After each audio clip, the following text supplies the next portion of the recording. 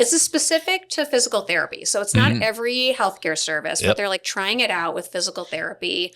So it doesn't matter if you get this treatment at the hospital or an independent provider, they get charged the same. And that means that if you're building downtown Burlington and you try to build, an 11th unit within your 5 years, you hit Act 250. Yeah. And it was absurd. You had Act 250 applying to areas that were designed for growth. You ordered it even though you didn't think you'd like it? Yeah. Okay. I was intrigued. Yeah. Okay. Well, we were going to go on St. Patty's Day and get the maple mint. And I thought. Then I fracked that up. You fracked that up. Hello, Vermont. I'm Andy Julo. And I'm Joanna Grossman. And this is There's No Way in Creemee. Vermont politics, culture, and beyond. Thanks for joining us. Hello and welcome to There's No A in Creemee. Thank you. It's good to be here on There's No Way in Creemee. It is. It's good times. This is a double scoop episode. Yeah, we have not done one of those in a while. Yeah. So if you don't remember, this is when it's just you and I. It's just us. We're each a scoop. We're each a scoop. Metaphor. Yeah, and we're catching up on some of the big political and policy news of the moment. We just had crossover, there's a lot happening, and just a lot to talk about. Yeah, felt like it was time to lay down one of these. Yeah, it's good times. If you were a flavor scoop, what would it be? This is hard pack, not a Creemee. I think I would be Rocky Road. Oh, interesting. Mm-hmm. Okay. Now I'm like, I think I'd be ice cream. I mean, with our all ice cream. I think I would be coffee flavor. I Is really this like coffee the ice mood cream. that we're in, or is this like characterizing us? I don't know. I just feel like Rocky Road is a spring in Vermont kind of vibe. Oh, yeah. Mm-hmm. I just really like coffee ice cream. Yeah. Yeah. That's good. Is there caffeine in coffee ice cream? I don't know. That is that's like one of those like age-old questions. Like a Mythbusters type of thing. Yeah. Yeah. I don't know. I bet there is like trace amounts. Maybe. I bet it's not significant. Yeah. But it's one of those things that doesn't go away. Like don't swim after eating. Yeah. Dude, on the way here, I stopped at the co-op and the woman at the checkout asked me what my sticker was, and I have a podcast sticker on the back of my phone, and I was like, "Oh, that's my podcast. There's No Way in Creemee." And she was like, "Oh, I love the name." And she was telling me that a Creemee stand that she really likes used to have a Creemee Olympics every summer. Right. That intrigued me. Wow. Yeah. That is intriguing. Yeah, like a bracket kind of thing. I like at the co-op how they take an interest. They've asked about my Adirondack 46 hat. They've asked a couple of things. Normally, I don't like it when people read things off of me and start asking, but they have just a way of going about it where they genuinely care. Yeah. City Market is the best. Mm-hmm. I mean, I was on the board. Like, I'm a huge fan. Mm-hmm. And they just they're the best. It's good, really good peeps there. Absolutely. Yeah. Did we have like an agenda for this episode? Yeah. We did. Yeah. Okay. But didn't you have a Creemee thing too? I did. What is it? Oh, well, I had my first Creemee of the year. Oh, yeah. Yeah. So I went to Palmer Lane. And you went to Palmer Lane? I did. After No Kings? Yes. Okay, we're going to get to that in a second. Okay. Go ahead. Okay. It was a peach maple twist. Oh, my God. I did not think that I would like it, but I did. You ordered it even though you didn't think you'd like it? Yeah. Okay. I was intrigued. Yeah. Okay. Well, we were going to go on St. Patty's Day and get the maple mint. And I thought. Then I fracked that up. You fracked that up. And I thought, I probably won't like that. Those don't sound like two flavors that would play well together. Yeah. But I'm intrigued. And that was the same. And then I saw the peach and I thought, well, this is like a second chance to take on two flavors that I would not have put together on my own. Yeah. But they don't like twist it like, it's not like the vanilla chocolate twist that you get at like a normal Creemee stand. They like blend it together. Whoa. Yeah. So it's not like a stream of peach and a stream of maple. It's all blended together. It doesn't even look like a twist. Wow. I thought maybe they'd made a mistake and then I looked at it and then I said, oh, that's maple. But there was peach. Like it just kept alternating. Wow. Mm-hmm. Interesting. Yep. And they had the option for sprinkles, which would have been maple sprinkles. Right. But I thought that might throw off the balance here. Yeah, we've twisted maple and peach in a harmonious balance. Yeah. And you don't want to upset the balance of the force. It might just be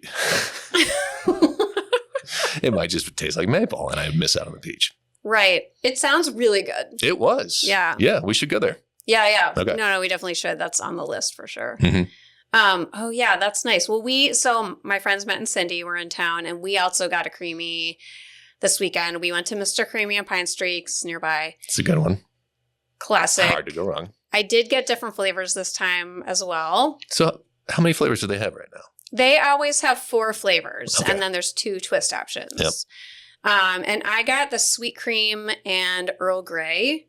Oh, okay. Yeah, and it was like the sweet cream is basically like their unflavored Creemee. Yeah, it's a good base. It's real. I love that I could just know what they were using to start with. Do you know what I mean? It's kind of like when I get yogurt, I like plain yogurt. I don't need the sometimes whatever. Anyway, I like to just eat the thing. Yeah. And it was really good, and it really showed off what they're doing. Yeah. Yeah. What very else do they tasty. have? They have donuts. Well, donut sandwiches. You said they had 4 flavors. They have Earl Grey.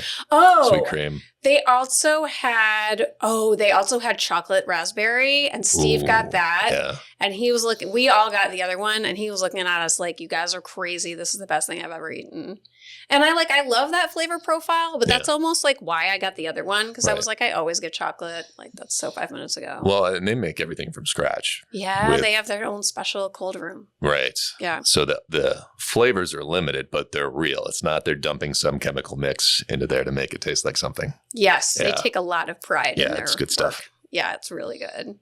So we all did this Creemee eating after the No Kings rally. Yeah. So fun. So fun. I was there. You were there. I was there. I emceed. Yes, and I was up there in case you needed anything. And helping out. I was a runner. You were a runner in security. And tackle anybody who came after you. It was awesome. It was so indivisible. So I'm on steering committee for Indivisible. I'm wearing my Indivisible shirt today for those who are watching. And this is actually my staff shirt from when I worked there. And it was this is like your band shirt to prove that you were there, that you heard of them first. Yeah. 100%. Yeah. I mean, my time as a staff organizer for Indivisible was completely formative for me. And not just organizing, but in how people should work together and treat each other.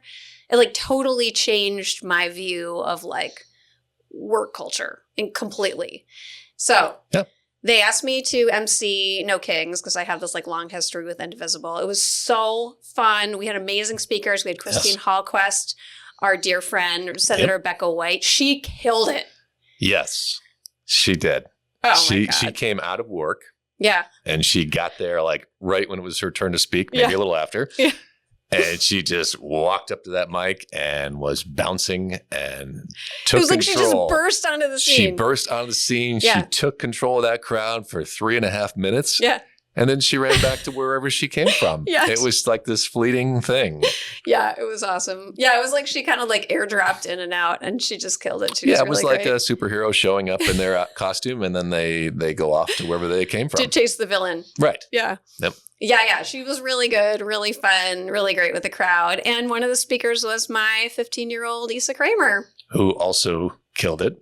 They did such a good job. Had I think one of the challenges that they had was that the bells went off. There was supposed to be a moment of silence. And when the bells went off and when the bells happened right in the middle of their speech. Yeah. And they had to stop and then resume, and they handled it like a pro. Totally. Yep. It's funny because, we knew that was maybe going to happen, and they start talking, and people are signing to me, and when we're up there, right? Yep. And we're looking at this crowd of thousands of people, and people are kind of starting to say something and make signs. And I thought they were saying the mic wasn't close enough to Isa. So I start adjusting it, and they're like, no. And I was like, what? And then I finally realized, and Isa just rolled with it. They were a pro. Yes, and they were yelling bells. Yeah. Stuff. Yeah, it was so good. Mm-hmm. I was just still bursting with pride. And they went to school on Monday, and everyone was like, whoa, we saw you at the rally. And I was like, my kid's awesome. It was a moment. Yeah, it was really sweet. To be able to be up there and see out into the crowd and everyone's signs. We were up at a little elevation, all the signs, all the faces. There were a few frogs, costumes. Cookie Monster was there, an inflatable Cookie Monster costume. Yeah, the music, the drums. It was an experience. It was intense, and intense in a good way. Oh, yeah. A lot of positivity. It was beautiful. I to everyone who went to an O Kings rally anywhere in Vermont, thank you for showing up. You really, sent a message, and I don't know. It was awesome. Ever since I've been getting texts, I saw you in O Kings, so it's just really fun to hear that people were there. And nobody said that to me. I was just inconspicuously off on the side. Oh, but a bunch of people told me. They were like, I saw Andy up there too. People tell you that stuff and they don't tell me, but yes.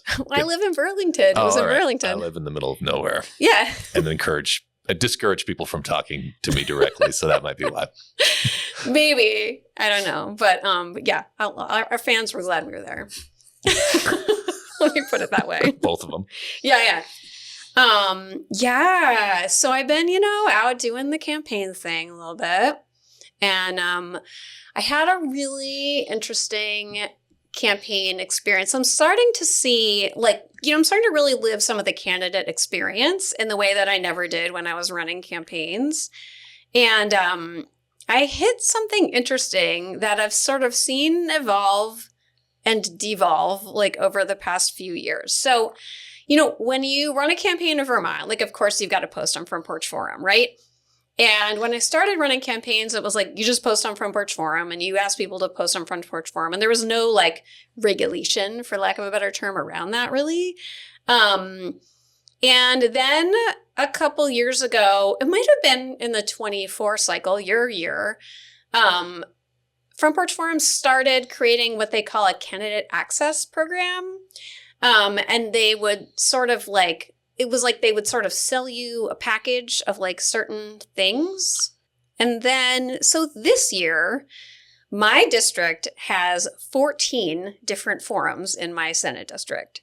That's a lot. Yeah. And so when I wanted to post my Front Porch Forum announcement, in all of them, I diligently got volunteers in all 14 forums to post it for me. And that took some, some coordination and whatever, but we're starting to roll it out. And mine in my own forum gets rejected. From you.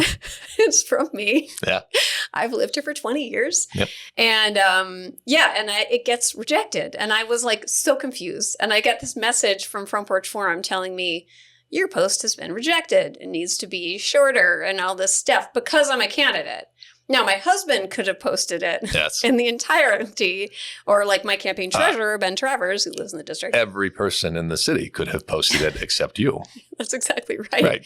And it was so odd. And it's I don't know how they count characters, but it was what they said. And I had to keep cutting characters until it fit. Because it definitely said, I think they said 2,000 and 100% they were not taking 2,000 characters. It was getting so frustrating. I kept having to cut.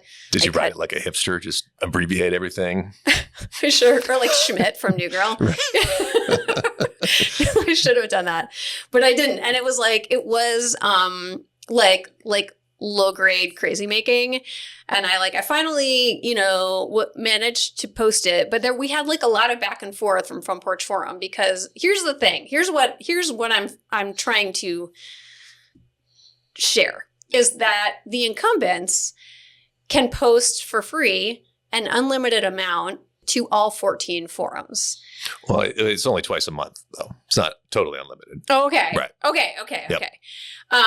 And the content, I know for a fact the content isn't regulated, because one of them posted their exact campaign email content to Front Porch Forum. So the incumbents can post whatever they want to all 14. I can post less and only to my own forum. And then I have to pay. It took a lot to get there, because they acted like they were giving me something. And then I was what would it take for me to post to the entire district? And they send me a price list, and it would be thousands of dollars to post to all 14 forums. And I was this isn't candidate access. It's candidate restriction, but only for the challengers. And, that does concern me. I always feel Front Porch Forum is this democratization of community conversation, but it's not really they're definitely trying to make a buck off challenges, And I have to say, as someone who's a huge champion of local businesses, my model originally was we're going to do a lot with Front Porch Forum and really support them. And I kind of feel Now I'm like, is there, that doesn't really feel good. I don't know if I want to put my very, very limited campaign budget towards this. It's like it's not warm and fuzzy. It's not what I thought. Well, when they first came out with the candidate access, what I thought it was leveling the playing field with incumbents. So you would get, first of all, you could read all the forums that you're in. Right. And then you would have to post yourself per month, just like they do. Yeah. But that turned out to not be what it was. Yeah. I think a lot of people don't know that Front Porch Forum is a for-profit organization. So it's like, they're trying to make money. Right. Which businesses do. Because they ask for donations every year. Yeah. Kind of like a PBS. Yeah. It's like a membership. Fundraiser type thing. Yeah. Yeah. Yep. Yeah, it's an interesting business model. Yeah. Felt a little frustrating, but it's also like. Welcome it's to campaigning. Yeah. It's just one of those moments. I'm like, oh yeah. So this is like one little piece of the puzzle about why it's hard to run a challenge. There are just like a lot of advantages to being an incumbent. And that was one of them. The world is tilted towards those with already holding power. Yeah. Yes. Yeah. All those hats that say like Trump was right about everything. Eventually, when the dust settles, we're all going to say Rage Against the Machine was right about everything. Oh, yeah, they were. Yep. Yeah, 100%. Did you catch that thing like years ago when Paul Ryan was saying that Rage Against the Machine was like his favorite band? And then Rage Against the Machine wrote an op-ed in Rolling Stone, like ripping him a new one. It was awesome. Good times. He likes the beat. He does not necessarily subscribe to the words. Yeah, not so much listening to the lyrics, I think. Yeah. So that was a thing. So I've had like all these really interesting little insider like things. It's funny because I've been doing this for a long time, but there's all this stuff popping up. There's another issue that's like coming to the forefront about the Democratic Party and their their position on neutrality in the primary. And we talked about this a little bit last week. We talked about the coordinated campaign and if it's appropriate for them to take a position in the primary or support one candidate or not, and I would like them to stay neutral. And then there's this other piece that's starting to pop where that's like alongside. So the party is starting to tell like low-level volunteers in the party that they can't volunteer on their own time with a campaign, which to me is like it's like, I feel like, whoa, that's not what we were saying. Like, we're saying, like, the party itself and, like, its staff and money shouldn't be taking sides in a primary, but, like, individuals, of course. Like, how many people are there in Vermont who really want to volunteer in a primary and aren't already somehow involved in the party? You know what I mean? I mean, I'm a town chair, and I got roped into it. But I was willing to do it just to kind of hold things up. Yeah. But if suddenly I can't do things I want to do because I have that town chair position, I'm just going to resign the town chair position. Yeah. It's an active deterrent for people to get involved in the party. Right. It's not fun to be on your team. Right. Yeah. You do it as a duty. Yeah. I mean, one of my incumbents treasurer is one of the town chairs in my district. Are they going to say, you can't do that? Like, this guy isn't paid. He's volunteering. Yeah. Like, you can't police people's personal time. It's a really small state. Yeah. So I think we really need to like draw a distinction between like, institutions taking a position and, maybe like chairs, like that, like county, state level chairs versus like, low level volunteers who are just like trying to pitch in and do their duty and like help out friends on their campaigns. Also, how would you police that? Right. Like, we've got 200 people on the Chittenden County committee alone, probably another 200 on the town committees. It's 400 people in my county alone. What is the state party going to come after them and say, like, it's just crazy? It's not a good use of time. Yeah, how are they going to get us? Yeah. I don't. It's like, who's the enforcement here? Yeah. And it's so obviously stacked towards the incumbents because, again, like they're going to have access to the party. And it's just like, it kind of all just circles back. And I'm like, I just want to be like, guys, let's just like get it together. I just seem so messy. And it's like, it's not that the party wasn't messy before, but now I'm like, oh. It's just one of the things that makes campaigning stressful that I should be talking to voters. Right. Not dealing with drama. Voters? Right. Yeah. We could just kind of let them decide who should be leading and things will work out fine. Yeah. That's what I want. Sure. Democracy. I love democracy. We need a sticker that says that on the table. I'm really attached to it and I'm not ready to let it go. Yeah. Let's keep fighting for it. All right. Agreed. I think that's a really good plan. Okay, we're going to get into a little education stuff for our education fiends out there. Of course we are. Yeah, couldn't do a double scoop without talking about education. No. So a couple weeks ago, families who have a kiddo in, let's see if I get all this right. So Burlington, South Burlington, and CVU, Colchester, Essex, Westford school districts all got a message from our superintendents and school board chairs collectively. And it was opposing Act 73 and the damage that was going to do to our community. And the JFO came out with this number that I saw again at the CVU legislative breakfast a few weeks ago, that it was going to pull $63 million out of Chittenden County schools. And I had never seen this kind of, really direct action by school board chairs and superintendents before, saying, please write to your representatives. This is bad for our communities. And all these guys came together and did this. And I was like equal parts proud of them that they were speaking up for our district and, taking this advocacy role. And also, really sad for them that they had to do that when the reason that we elected them and hired them was to be looking out for our students. Yeah. And a couple of districts coming to that table that had not yet. Like Colchester had been pretty silent on their position. And South Burlington had actually issued a letter that sort of supported Act 73. It was a little confusing what they were trying to accomplish with that. Sure. Yeah. Yeah, so that was a lot. And it wasn't long after that the House started to pivot on Act 73. I'm wondering if you could tell us a little about that. Yeah, so the House had been talking about supervisory districts and working with this is the House Education Committee, working with MAPS and trying to find a middle ground between the governor's 5-district consolidation and the current system. And I believe, at least some iterations of their maps had about 27 different districts.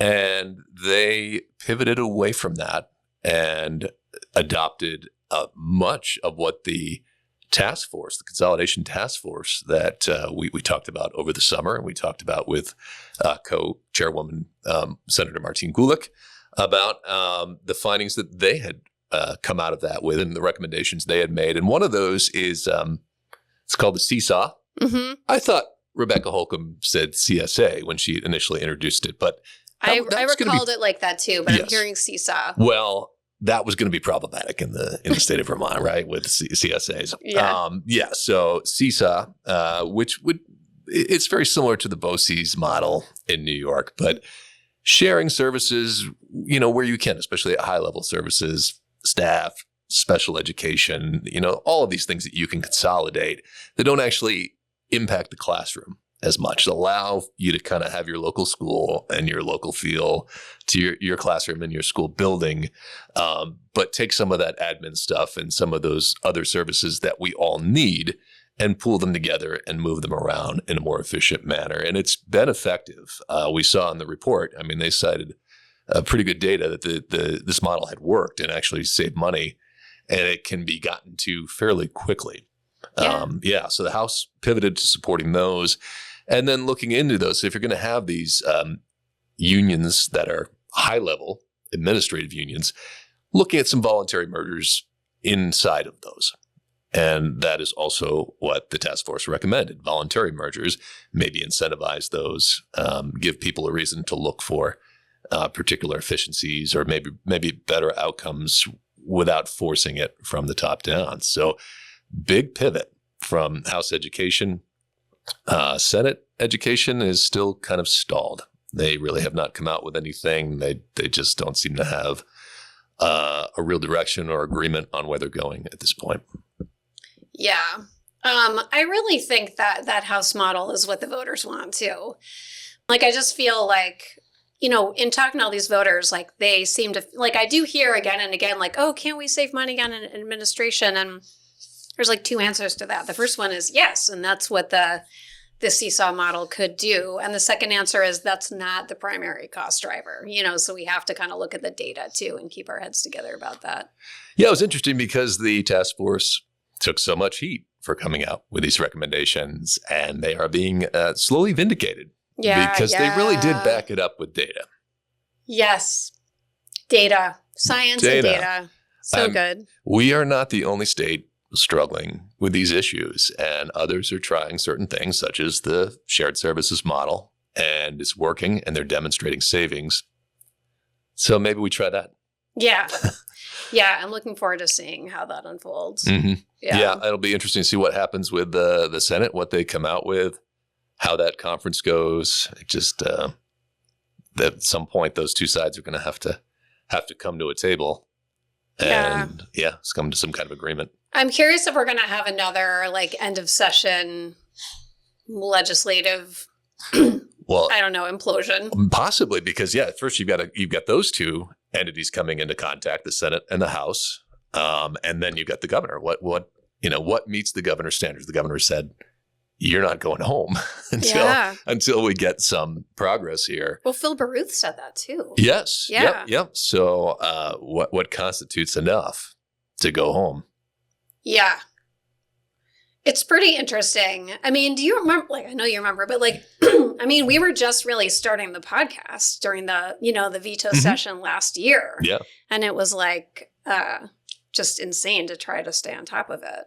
It was. And, at that time, the House came out with their bill and the Senate came out with a version, and the Senate Education Committee came out with a version, and the Senate, especially the Senate Democrats, ended up taking all the work that the Senate Education Committee had done and pretty much throw it in the trash. Yeah. And adopt the House version. And then we went to conference committee and we had things introduced from that Senate version that were thrown in the trash into what became the final bill, which was not seen as a very transparent process. Yeah. If the House passed something and the Senate passed the House's version, really, there shouldn't have been a whole lot to reconcile there. Yeah. It should have just been the House's version. Yeah, well, I remember just a few days before the vote, we were asking friends, what are you going to do? How are you going to vote? And people were like, we don't know what we're voting on yet, so we can't answer the question. Yeah. And that was just days before. So, the public, if the legislators didn't know, the public certainly didn't know. Well, and they got called back for that, right? Right. Yeah, that was interesting. Yeah. That whole thing was so, we'll see. That could happen again. They could be called back, or they may pass something and the governor's going to have to give his input of this is what I will sign, what I won't sign. And they might have to come back and make some adjustments. I don't know. We'll see. We'll see. It'll be interesting. We'll be covering it. And we will. And assuming we're still, upright, breathing. Yeah. We still have this podcast. We still have this podcast. That's right. Got it plugged into the internet. We can't really be canceled. We can't be canceled. We're our own producers. We could be canceled as people. Yes. I don't know exactly how or why, but right. Well, we can keep talking into the void even if nobody's listening, right? I guess that's true. Yeah. Yeah. So the other controversial topic is housing. Yeah. Another rerun from last year. Yeah. Well, Act 181 came out in 2024. I got to come in and the governor vetoed it. We overrode it in the 2024 veto session. And just to refresh, memories here, this is the Act 250. We knew that, well, first of all, there's a lot of support for Act 250, and it's very difficult to change. It's been around for a long time. Everybody knew that it wasn't perfect, and it was probably contributing to some of the housing problems we had. But the fear was if you start opening it up and you start questioning it, lose a lot of the good stuff to take out, a few things that were seen as bad. Act 250 had this goofy rule called the 10-5-5 rule, and it was just choking us off. It said no developer can build more than 10 units in a 5-mile radius within 5 years. Right. So if you're a small developer and you're building, you have to constantly radius out and sprawl to avoid hitting this. And that means that if you're building downtown Burlington and you try to build, an 11th unit within your 5 years, you hit Act 250. Yeah. And it was absurd. You had Act 250 applying to areas that were designed for growth, had water, had wastewater, gas hookups, ready to grow. They couldn't because of Act 250. So something had to be done. Yeah. It took a lot of time and failed effort to get any kind of change or update to Act 250, and Act 181 was it. In theory, it said we're gonna rather than uniformly apply Act 250 across the state, we're gonna figure out where we want to build, and we're gonna call that Tier 1, and we're gonna loosen restrictions there. We're gonna have a lot of the state that's Tier 2, and we're just gonna keep status quo there, and then we're gonna have this Tier 3, which are more environmentally sensitive areas, and we're gonna make it harder to build there. Right, with the goal of incentivizing density in Tier 1. Right. And a little bit in 2. Yes. Yeah. And a little bit in 2, although we did get the road rule introduced into Tier 2. Right. Which actually has added some additional restrictions to Tier 2. So it's not strictly status quo. Governor's not a big fan of the road rule, as you may have heard. And then in the interim, there were these interim exemptions. So we're not there yet. We don't have Tier 1, Tier 2, Tier 3 yet. We are still finalizing that process. The regional planning commissions were charged with going out and mapping the growth areas, which were Tier 1 and Tier 1. And then that was divided into Tier 1A and Tier 1B. And that has municipalities get to weigh in on which one they want to adopt based on their requirements for things they have to have. So yeah, and some of them are like off to the races trying to, establish themselves as Tier 1. Yeah, and then there's this new board called the Land Use Review Board, or the LURB. Right, and they're charged with the rulemaking for Tier 3 and establishing those maps. And all that is still happening. And so they came into this session and people immediately started talking about where are we at? And of course, there's a lot of call to delay the implementation, give things more time to play out. This is a big change. There were definitely some unintended consequences. There are some people in rural Vermont who have expressed, concern about being in Tier 3. Yeah. Obviously, because it makes it very restrictive for them to build. And so we have had S325 going through the legislature. Yes. Yeah. So do you want to tell us a little about what 325 tries to do? It does a lot of things, but one of the prime objectives is to delay some of this implementation. Okay. And it's gone through the Senate. And at this point, there's an 18-month delay on Tier 3 implementation and a call for more public input.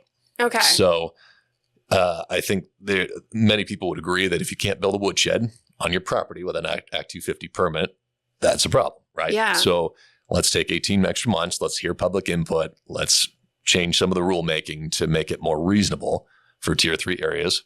The road rule, we're going to delay that at this point by 3.5 years, the implementation on that as well. That's significant. Yeah. There's actually quite a few. So a lot of these deadlines have been extended. It has removed or relaxed some of the Tier 1A requirements. A lot of just clarification of rules, trying to make it a smoother process and reduce some of the friction. Yeah. Has been the goal here. We've seen some protests from at the Statehouse. A lot of people in Tier 3. So, the way this had to happen, politically speaking, is that for Act 250 to be modified, we had to have areas where there was some growth. Right. But to get consensus around that, for a lot of the environmental communities, you had to say, okay, well, we're also going to set aside some areas for wildlife corridors and green blocks and natural habitats and things like that. And so there was this bargaining that went on between, all right, we're going to allow some growth, but we're also going to, maintain some of the greenness of Vermont that went on. And that politically built a coalition that was able to get Act 181 through. Yeah. If you are a landowner and you are only applying to one of those tiers, you don't care about any of that. Right. All you know is if you live in Tier 3, you are now more restricted with what you can do with your own land. Yeah. And on the other side, and I heard this door knocking too, if you're in Tier 1, you may not be excited about all of the growth going on in your community. Yeah. So we're starting to hear those voices as this becomes more real and becomes more of a reality, starting to hear more of those individual impacts coming out. And S325 is meant to put a little bit of a pause on there and give some time to listen to more public input. Something that's been really, it's just interesting when you're running for state senate. Well, wow, I really shouldn't be lecturing you about that, but for the listeners, it's interesting because I'm running for state senate in the Chittenden Southeast District. And I have friends like from all over the state, you know, talking to me about their issues. And I mean, I think it's great. Like, honestly, you know, you get a vote for the whole state law, you know, if you win. So it's not inappropriate. It's just I'm not always as up to speed on like, you know, what's right for like Orange County or like, you know, these places where people are reaching out to me. Yeah. And a number of people, you know, had expressed concerns about 325. And it was because they wanted to be able to build in their community. And I was like, well, 181 was passed last year and 325 is meant to slow that down. So I think that's the direction you want. But they, like, a couple different people were like, oh, 325 is like the problem. Democrats shouldn't be supporting this. And I was like, but I think that they're trying to do what you want. And so I think there's like a major messaging fail happening there. And I don't know what it is. It does seem like there is some like sort of, there does seem to be some anti-181, like very specific agenda or, you know, campaign against the Democrats that is also spilling over to 325. Like maybe 325 didn't go far enough for them. Right. I guess that's got to be what it is. Well, there's an election coming up. So we did see it passed out of Senate Natural Resources unanimously. And that includes Scott Beck, who is the minority leader. Republican minority. Right. Yeah. So there seemed to be some consensus between Republicans and Democrats around let's delay this. Yeah. But then it went to the floor. And a couple of Republican senators, Steve Heffernan and I believe Russ Ingalls, may have supported an amendment that removed Tier 3 entirely. Right. Let's just drop Tier 3. Well, that just collapses the bargain, right? So all of these Tier 1 areas have had to absorb this extra growth, and it takes away, you know, all of the environmental protections that made all of this possible in the first place. Right. So that went down, but it went down exactly on party lines. Yeah. And they immediately started spinning that into let's vote out these Democrats. So definitely some politics creeping into this whole thing. But it is interesting, like if you don't like Act 181 and do you want, I mean, this is delaying the implementation of it, and giving it more time to negotiate and come out with more favorable terms for everybody. Yeah. Basically continuing the political process. Yeah. But what we're seeing is, I mean, it would be interesting. Will the governor veto this extension? But all that does is just almost immediately implement Act 181. Right. On too short a timeline as everybody would agree. Yeah. So it does feel like if you don't like 181, you should like 325. Like 325 is promoting your agenda of slowing down 181. It seems like maybe they want to just bring it to a head. Yeah. Yeah. They want something bigger and better. Yeah. Yeah, I guess that's true. But it was so odd to try to explain to these friends of mine. Like, I didn't want to sound like I was defending their...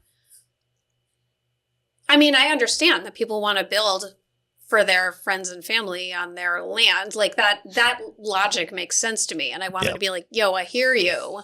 Like this bill is actually moving in your direction, but it's very hard for them to see it that way. The messaging is really not there.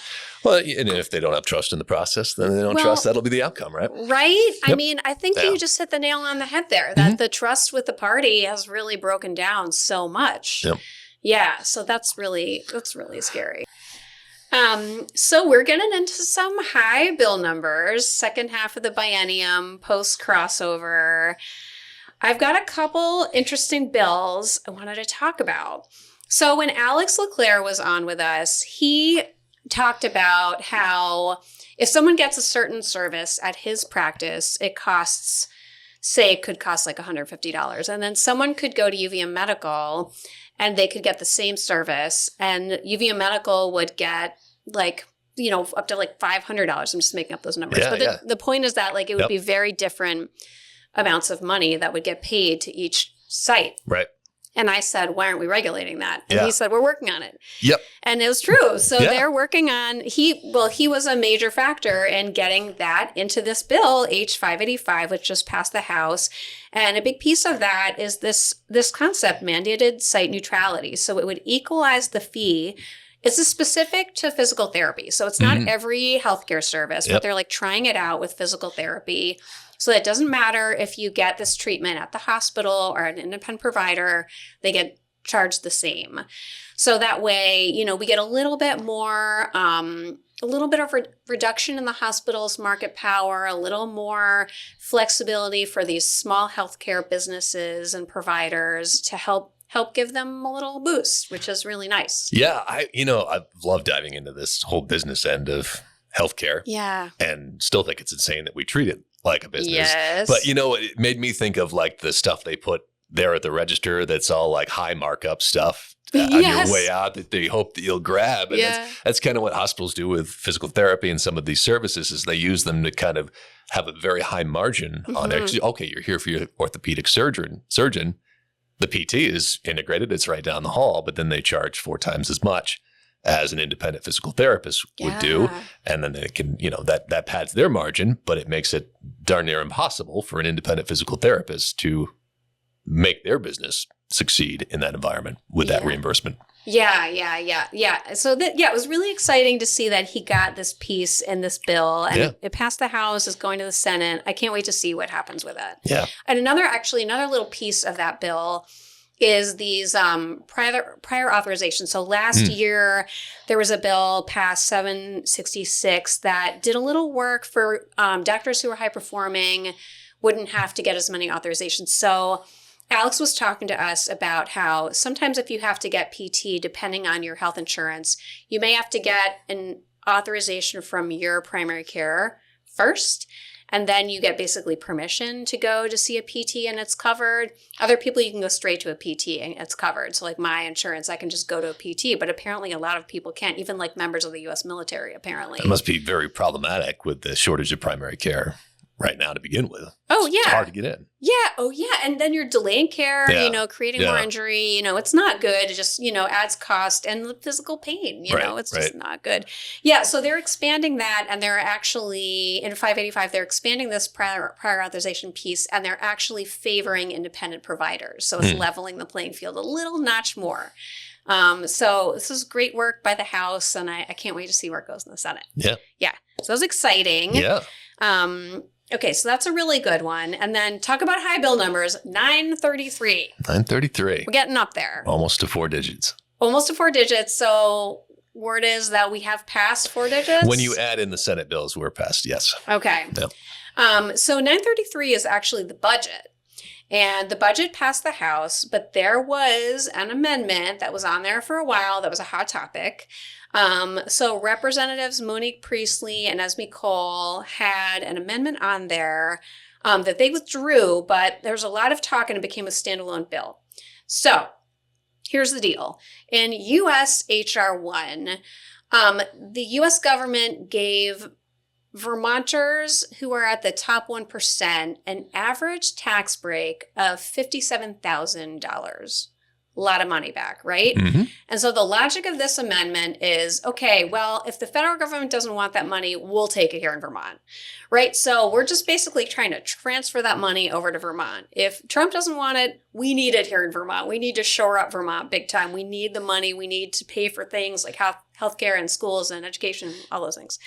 So H.R. 1 cut the money, and then the Priestley-Cole amendment was trying to reinstate that tax here in Vermont. It got withdrawn. There was a strong movement to want to pass a clean budget bill through the House without it. So now that bill is a standalone bill, H621, that's in committee now, and they're working that out. What it does is it creates 2 new income brackets for over the $500,000 income mark and over $1 million. And then those folks would pay a little more into the system to help shore us up. And I'm really excited. I think there's a lot of people who want this. I've talked to a lot of voters who want it. Yep. And also a lot of folks in that category have said, I want the opportunity to pay more. I want to help out. Yeah, I hear that plenty. People who have resources, have means, and they want to be part of the solution, and they're looking for leadership to tell them this is how we can solve these problems, and they're willing to pay their fair share. I mean, and again, if you take, this is just reapportioning. This would have been federal taxes. It's going to pay it to the state instead. Instead, pay for items in our expense column, and that means a reduction in tax taxes for the other 99%. Yeah. So it is making Vermont more affordable in a really quick way. Yeah, the JFO estimated it could raise $100 million. We could use that. We really and could. Yeah, not paying in $100 million for the other 99% would be much needed tax relief. Yeah, it would be awesome. Mm-hmm. Yeah, and I think I mentioned this in another episode, but my friend Chuck Collins is actually like building a list of people in that category to like state publicly, I would do this. I would pay in. Yep. And I mean, I don't know 1 million people in that category, but the folks I've talked to have said, yeah, absolutely, I would do that and would be proud to do it. And I always feel like, let's get those people a tote bag, like let's do it. So I'm excited to see where it goes. Yeah.